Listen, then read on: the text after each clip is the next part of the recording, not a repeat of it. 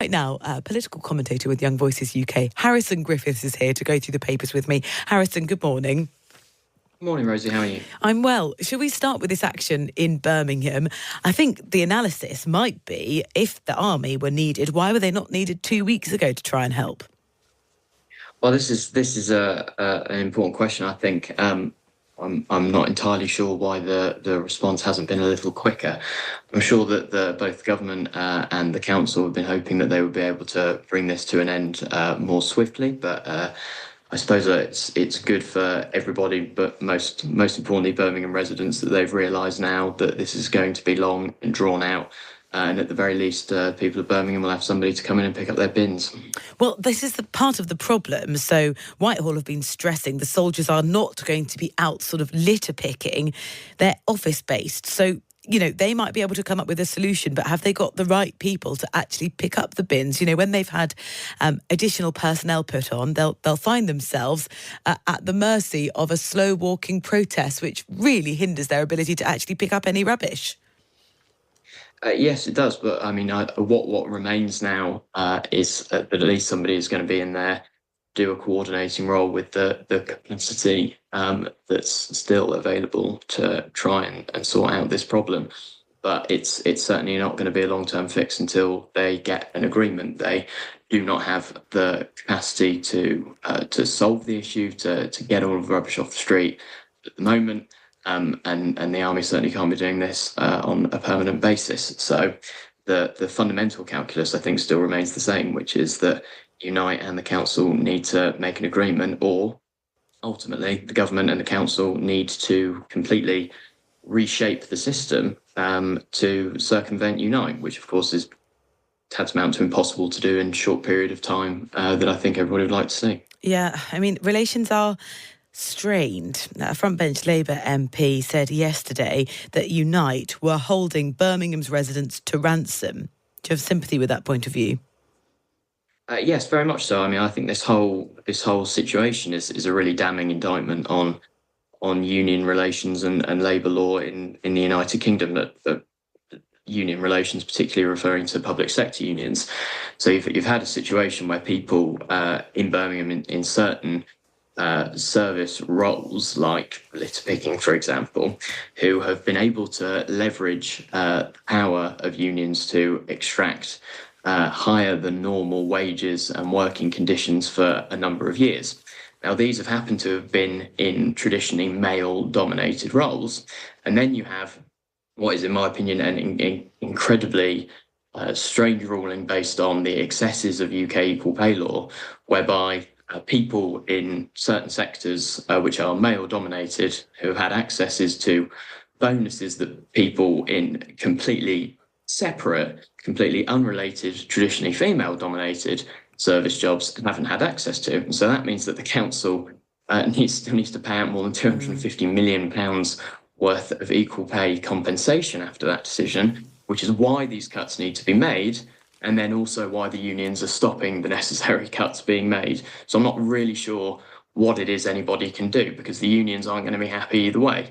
If you don't give the people in the, again, traditionally male-dominated service sectors higher pay in the first place, they will take industrial action. If you get rid of the excessive equal pay laws, then they will take action. And if you try to cut the costs necessary now, they will take action. There doesn't really seem to be anything anybody can do without the unions taking action. The other problem is calling in the army does come at a cost, which presumably will be swallowed by the council. And of course, it's their finances at the heart of all of this. There'll be much more on this story on Times Radio Breakfast.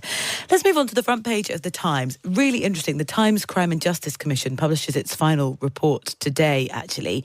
And one of the recommendations here, some defendants, they say, would lose their automatic right to a jury trial under proposals that are being backed by 5 former Lord Chancellors and 2 former Lord Chief Justices.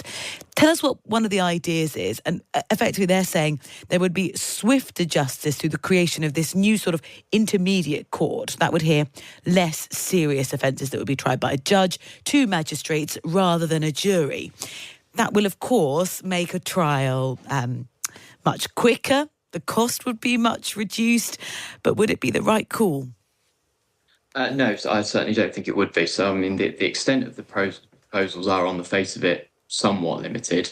These intermediate courts, as they're calling them, would deal with either way cases involving a maximum sentence of 2 years, right? So in theory, it's not a particularly draconian curbing of the right to a jury trial.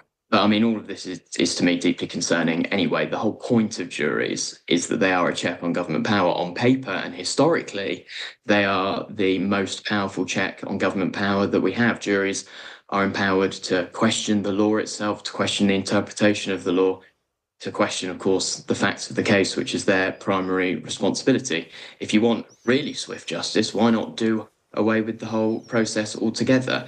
Juries exist as a check on government power. They don't exist to be convenient for the government.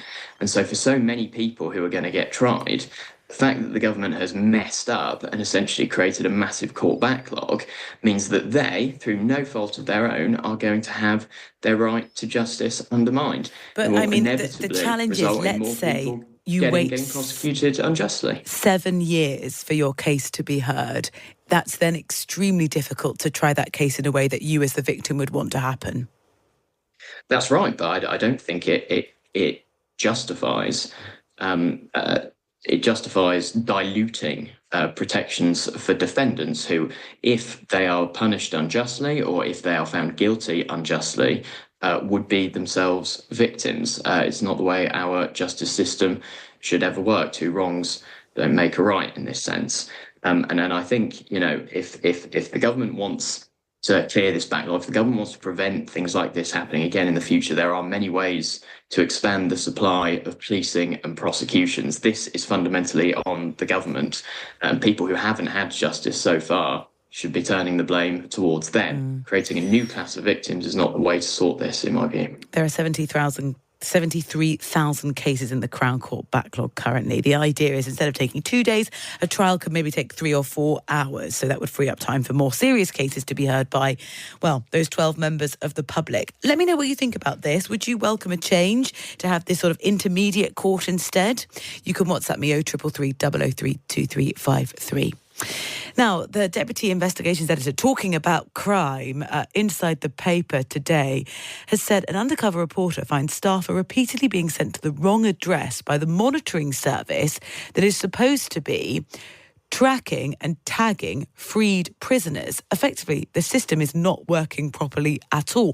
Criminals are going untagged for months after they're released from prison, and there is chaos in the system used to track them.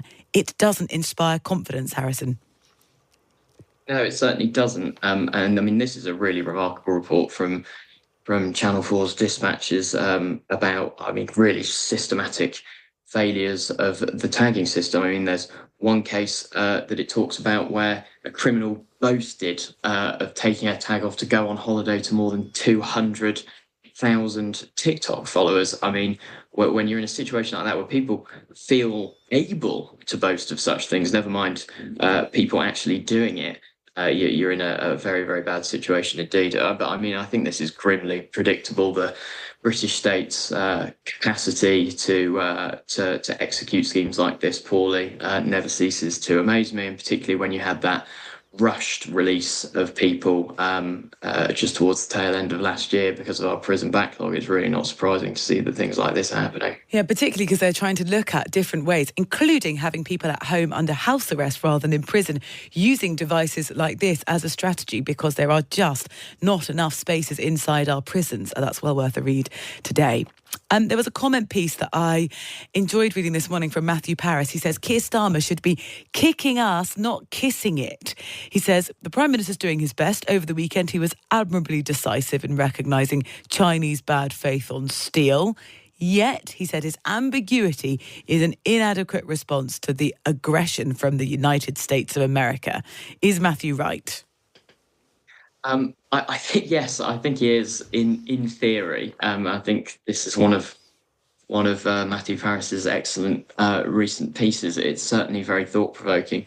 I think the difference is that when it comes to the People's Republic of China, the entire Western alliance and anybody trying to create free, liberal, democratic societies has realised that is a serious leading threat. And like it or not, the United States remains the economic and military powerhouse of the West, even despite some of the fissures that have appeared in the Western alliance because of the new US administration over the last few months. And so Keir Starmer can't really be engaging with the US administration in the way that he can and should be, and at times has been engaging with the Chinese. It's just not possible. It's not in our national interest.